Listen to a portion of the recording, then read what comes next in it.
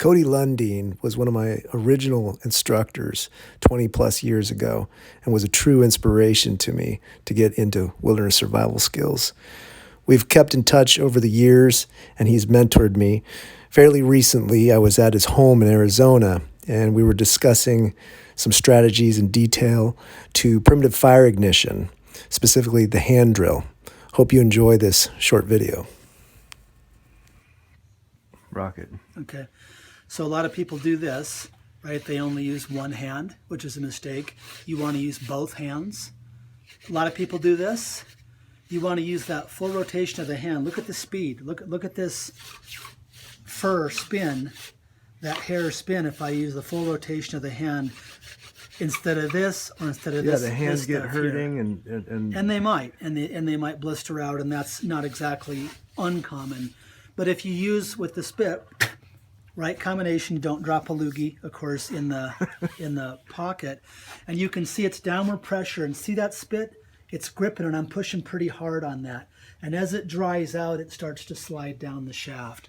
So when you have downward pressure, which is one element of the hand drill, and your speed, so you're pushing very, very hard, and you're using the full rotation of your hands, and maybe you do the Eensy Teensy Spider Scott Kuiper's thing where you can climb a little bit to try to maintain as much spin as you can. It is tough, and you don't need to do it. But if this is lubed up enough to where you have, see how it's slick for me right now already? Because the spit wears out. But I'll warm it up and you'll go, and then now I've got some stick power there. Traction. Any tips on saving your hands to not blister? I mean, is that just conditioning? It's conditioning. It's like, see that?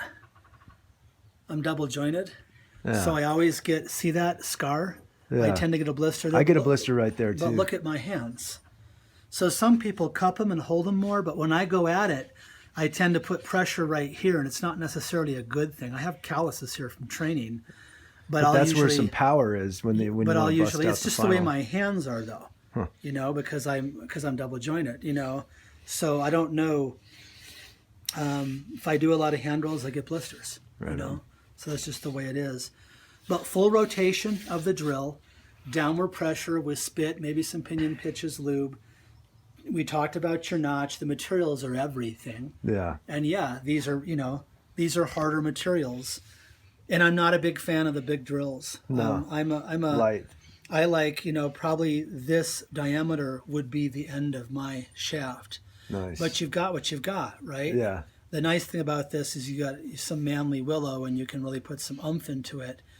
But my hand drills would be about diameter here at the base. They'd be about armpit to fingertip long.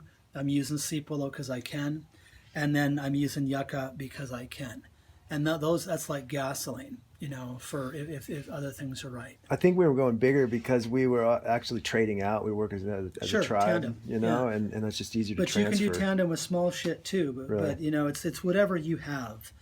But there's two thoughts of that. Okay, I have a bigger end of my drill, so there's more surface area, which means there's more heat, and that's true.